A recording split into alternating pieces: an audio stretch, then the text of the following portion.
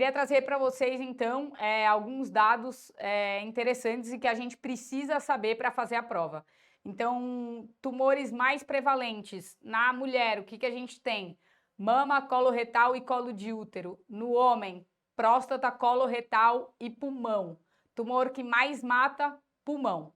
Aqui a gente segue para uma tabela que a gente vai resumir alguns dados de alguns tumores. Então, tumor de mama, rastreamento, mamografia bianual, segundo o Ministério da Saúde. Para quem? Pacientes de 50 a 69 anos, segundo o Ministério da Saúde. Fatores de risco: BRCA, exposição hormonal prolongada, seja terapia de reposição hormonal, seja menopausa tardia, tudo que faz aquela mulher se expor mais a hormônio. Algo a mais, eu acho que a gente tem que lembrar da cardiotoxicidade, tanto da antraciclina, irreversível, quanto do trastuzumab, aquela terapia HER2 direcionada, que é uma cardiotoxicidade reversível. Lembrar também das contraindicações ao tamoxifeno, principalmente trombose venosa prévia, e o inibidor da aromatase, a gente tem um pouco de receio nos pacientes que têm um antecedente de osteoporose. Partindo então para o câncer de colo de útero, como que a gente rastreia essas pacientes? A gente faz o Papa Nicolau, a colpostologia. Como que a gente faz? A regra do 3-2-1. A cada 3 anos, após 2 exames negativos, uma vez por ano. Para quem que a gente faz? Pacientes de 25 a 64 anos, sexualmente ativas. O que que a gente precisa lembrar do principal fator de risco? HPV. E a gente precisa lembrar de algo a mais do câncer de colo de útero. Principal é em relação à prevenção. Além da colpostologia, a gente precisa lembrar da vacinação. Meninos e meninas dos 9 aos 14 anos com a vacina quadrivalente 0 e 6 meses, 2 doses. Partindo agora para o câncer coloretal. Quem que a gente rastreia? Como a gente rastreia? Colonoscopia a cada 5 a 10 anos. A população alvo depende do guideline, a princípio 45 anos ou 50 anos é o início do rastreio e se o paciente tem alguma história familiar 10 anos antes do diagnóstico daquele familiar.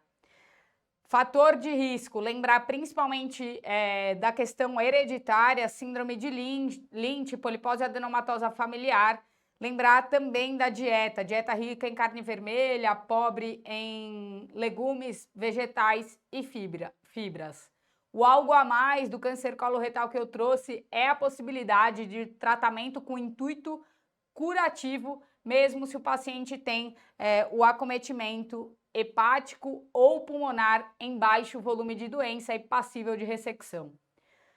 Próximo tumor, o tumor de pulmão. A gente rastreia como? TC anual de baixa dosagem. Quem que a gente rastreia? Existem guidelines diversos pela US Preventive Task Force entre 50 e 80 anos para quem tem uma carga tabágica maior do que 20 maços ano, paciente tabagista atual ou que parou há menos de 15 anos. Lembrar que esse é o fator principal de risco, o tabagismo.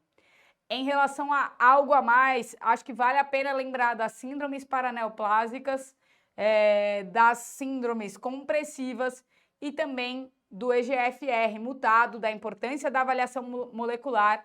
Nos pacientes EGFR, a gente tem a opção de usar osimertinib.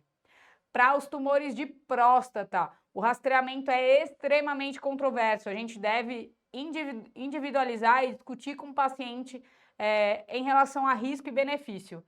O exame com PSA e toque retal anual, ele não é recomendado pelo Ministério da Saúde, mas em decisão compartilhada pela US Preventive Task Force, isso é recomendado dos 55 aos 69 anos. Em relação aos fatores de risco, lembrar também do BRCA2, pacientes negros e história familiar. Em relação ao algo a mais, eu trago em relação ao tratamento. Na doença localizada, temos a opção de cirurgia ou terapia de deprivação androgênica associada à radioterapia. Lembrar que tumores muito indolentes podem ser vigiados, a vigilância ativa. Em relação ao tratamento no cenário metastático, os pacientes merecem o tratamento com castração, mesmo se apresentarem um performance prejudicado.